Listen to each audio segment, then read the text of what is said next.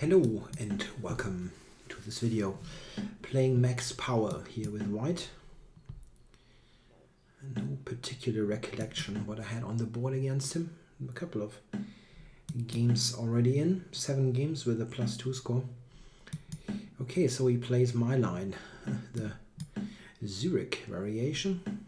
And I'm going to play the absolute main line against it and see what he's doing. Maybe he has studied my book and tries to find out what I think is best against it.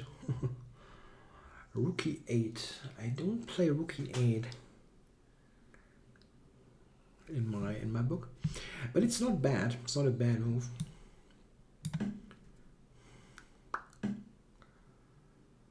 So I can go e3 here. I think I'll do. It's also g3.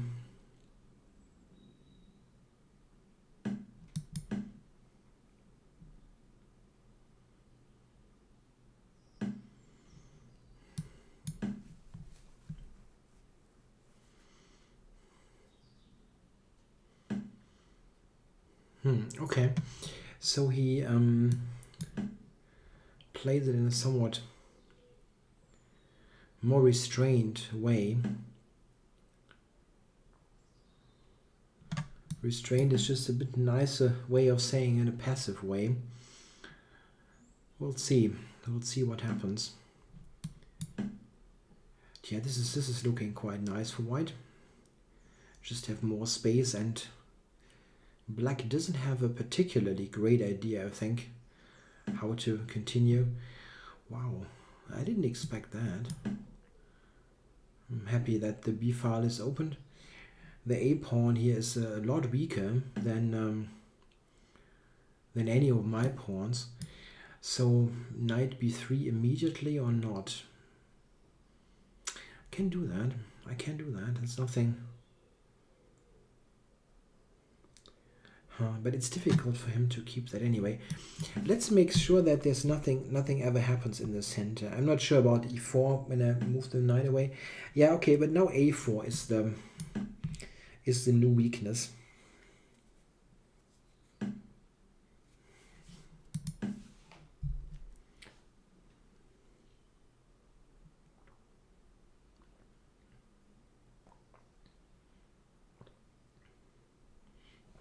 It's very difficult to get f5 in here.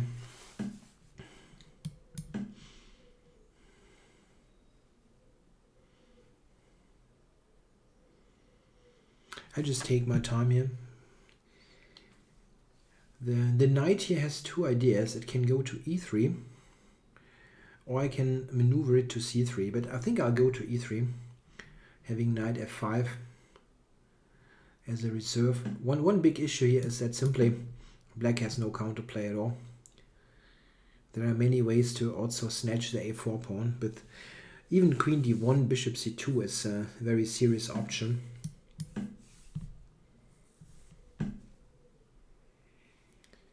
Okay, I think rook to b7 is not bad. Yeah, he played this rook e8 version, and I don't like that at all. This is a bit too passive, I believe. Okay, so what now here? Many options. This bishop probably should be regrouped. Looking at the h6 pawn. This is an additional idea that could prove quite useful. Yep. Let's cover this.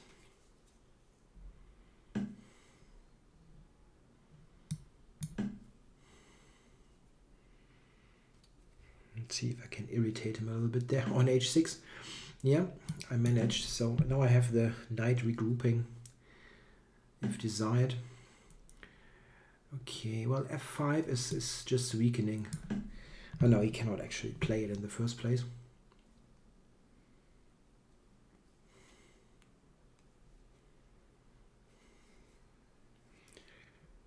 Yeah, the knight here has potential knight to b5, and can also just attack the pawn.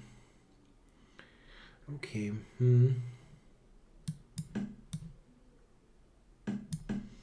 Yeah, let's get onto the 7th again.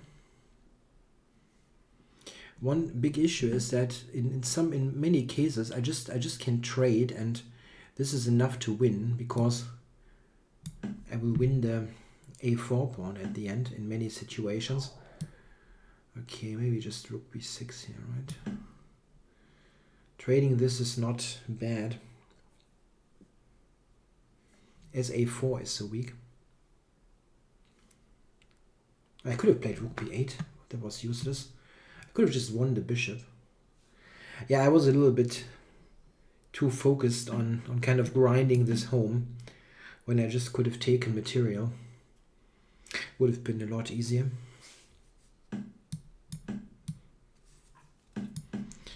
But okay, a grind win is also a win.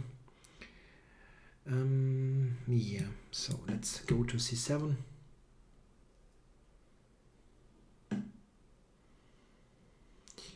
Knight e8 is his idea, so I'm going to get the king involved.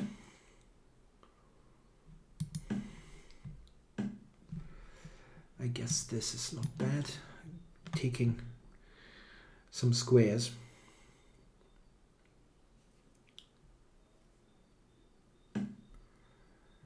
Okay, so let's see, get the a pawn going. And the bishop to a4 is also kind of nice.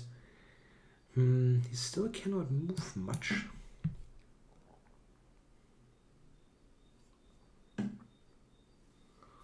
Knight a6, okay.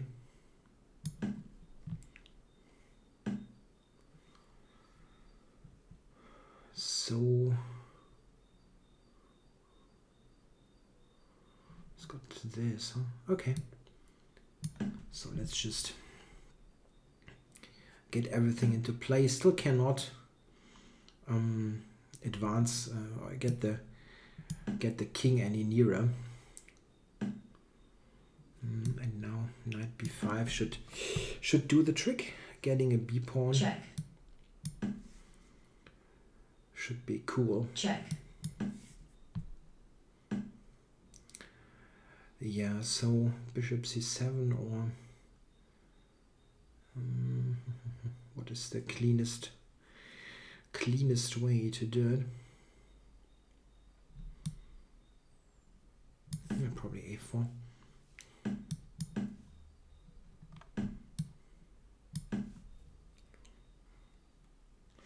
It's opposite colored bishops, but it's also 3 passes.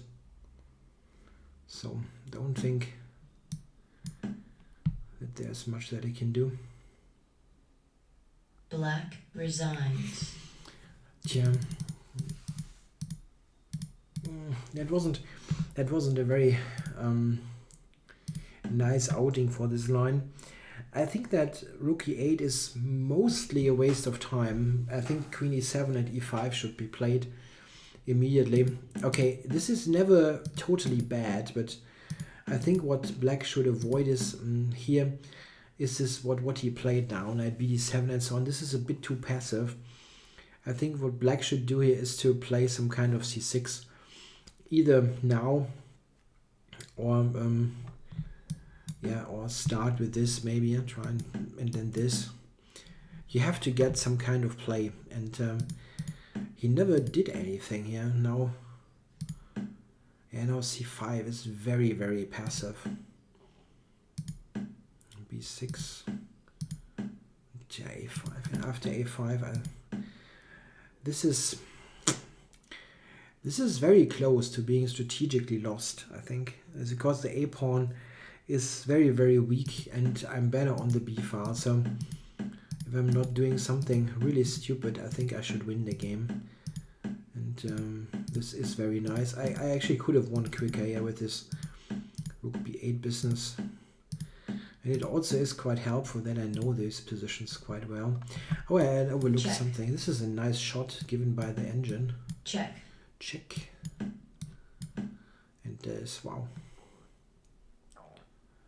Yeah, this is a very tough line for a human player. At the end, you win this back. You're not checkmating, but you win this back with a winning ending.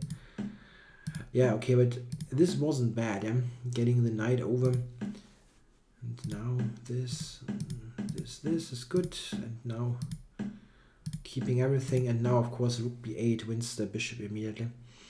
That was a bit of a silly move, but it's a winning ending. With the bishops, he can really he cannot do anything. Check. It's just Check. Extremely passive. Yeah, and those will just march to promotion.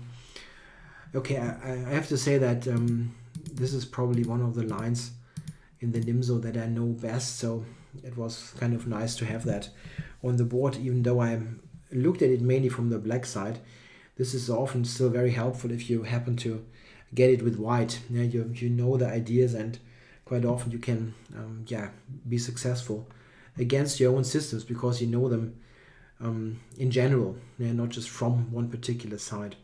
Okay, I hope you enjoyed the video. Thanks for watching.